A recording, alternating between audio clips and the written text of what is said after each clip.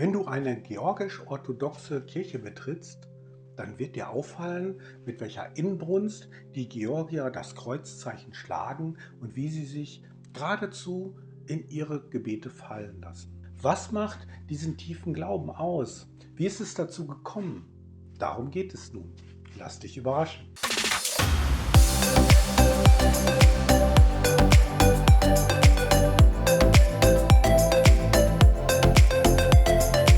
Das georgische Volk gehört zu den ältesten christlichen Kulturen der Welt. Heute sind etwa 83% der Georgier gläubige Christen. Die georgisch-orthodoxe Kirche spielte eine wichtige Rolle bei der Bildung der georgischen Nation. Das lebensspendende Rebenkreuz der heiligen Nino. Die Einführung des Christentums in Georgien ist auf die heilige Nino zurückzuführen. Sie entstammt einer griechisch sprechenden römischen Familie aus Kolastra in Kappadokien. Das ist eine Stadt in der Zentraltürkei. Der Legende nach erschien der heiligen Nino die Gottesmutter Maria. Diese trug ihr auf, in das Königreich Iberien zu gehen, so hieß Georgien damals. Dort sollte sie das Evangelium Jesu Christi verkünden.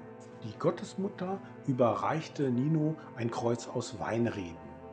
Das Kreuz, verbunden mit ihrem eigenen Haar, verhalf Nino zu zahlreichen Wundertaten. In der damaligen Hauptstadt Iberiens gelang es Nino, zunächst die Prinzessin und danach die Königin des Landes von einer schweren Krankheit zu heilen. Auf diese Weise soll ihr die Bekehrung des damaligen Königs Mirian III. Zum orthodoxen Christentum gelungen sein.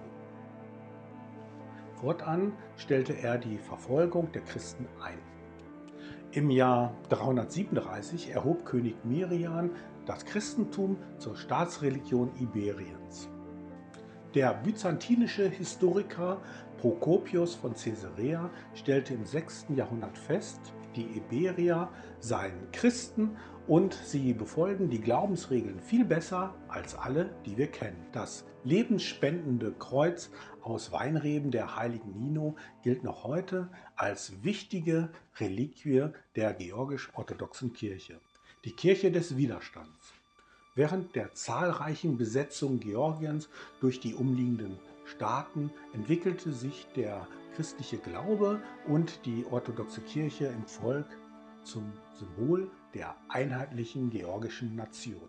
Der Kampf für die Unabhängigkeit des eigenen Landes wurde identisch mit der Verteidigung des orthodoxen Glaubens. Im Jahr 1226 ließen sich in Tiflis 100.000 Georgier enthaupten, weil sie sich geweigert hatten, eine Marienikone zu bespucken und mit Füßen zu treten. Später widersetzte sich der Mönch und Maler Mikhail Sabinin der wachsenden Russifizierung des Landes, indem er die Geschichte der georgischen Kirche und die Biografien ihrer Heiligen mit nationalen Akzenten darstellt. Im Jahr 1917 brach die georgische mit der russischen Kirche und erklärte sich für unabhängig. Nach der Besetzung Georgiens durch die Rote Armee im Jahr 1921 wurden unverzüglich Geistige attackiert, Kirchen geplündert und enteignet. Die georgische Kirche wurde zu einer Wortführerin des Widerstands in Transkaukasien. Ein Jahr später, 1922, protestierte sie in einem Memorandum an die Internationale Konferenz in Genua gegen die Unterdrückung und verlangte den Abzug der sowjetischen Truppen. Das damalige Kirchenoberhaupt Ambrosius I.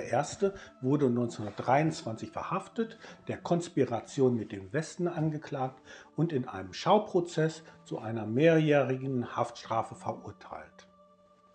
An deren Folgen starb er übrigens 1927. Pluralität der Glaubensrichtungen. Wegen seiner geografischen Lage werden in Georgien die Weltreligionen Judentum, Islam und Christentum ausgeübt. Die ersten jüdischen Gemeinden in Georgien wurden bereits im 6. Jahrhundert vor Christi gegründet. Später lebten die Georgier zeitweise unter mongolischer, persischer, osmanischer oder russischer Herrschaft. Diese Zeiten der Fremdherrschaft übten einen starken Einfluss auf das religiöse Leben in Georgien aus. Die Herrscher sind gekommen und gegangen. Immer bewahrten die Georgier ihren christlichen Glauben. Aus diesem Grund haben sie ihre Kirchen an besonderen Orten errichtet. Dort fügen sie sich geradezu harmonisch in die beeindruckende Landschaft Georgiens ein. Auf diese Weise haben sie die Jahrhunderte der Fremdherrschaft überstanden. Die georgisch-orthodoxe Kirche heute. Heute hat die georgisch-orthodoxe Kirche in Georgien eine hervorgehobene Position innerhalb des georgischen Staates. Dementsprechend genießt sie Verfassungsrang und Steuerfreiheit. Außerdem bezieht sie gewisse staatliche Zuschüsse. Das Kirchenjahr in Georgien richtet sich nach dem julianischen Kalender. Die 7 wichtigsten georgisch-orthodoxen Feste sind zugleich gesetzliche Feiertage. Dazu zählt das Weihnachtsfest am 7. Januar, das Fest der Erscheinung des Herrn am 19. Januar, Ostern, dieses Datum ist beweglich, der Gedenktag des Apostels Andreas am 12. Mai, das Fest der Entschlafung der Gottesmutter am 28. August, das georgisch-orthodoxe Fest Zechtober am 14. Oktober, ich hoffe, ich habe es richtig ausgesprochen, und der Gedenktag des heiligen Georg am 23. November. Traditionell gehen georgische Familien an diesen Feiertagen in die Kirche. Es ist Brauch, dort kleine Kerzen anzuzünden und ein Gebet an eine der Heiligen zu richten. Das war mein Beitrag über den tiefen Glauben der Menschen in Georgien. Interessierst du dich für dieses Thema? Nun, es gibt Reiseanbieter, die spezielle Rundreisen dazu durch Georgien anbieten. Wie denkst du über die dominante Stellung der georgisch-orthodoxen Kirche in der georgischen Gesellschaft? Über deinen Kommentar dazu würde ich mich freuen. Und bitte gib mir ein Like, wenn dir dieses Video gefallen hat. Und vergiss natürlich nicht, meinen Kanal zu abonnieren, damit du auch in Zukunft keine Folge verpasst. Wir sehen uns am nächsten Sonntag. Bis dahin eine gute Woche. Tschüss!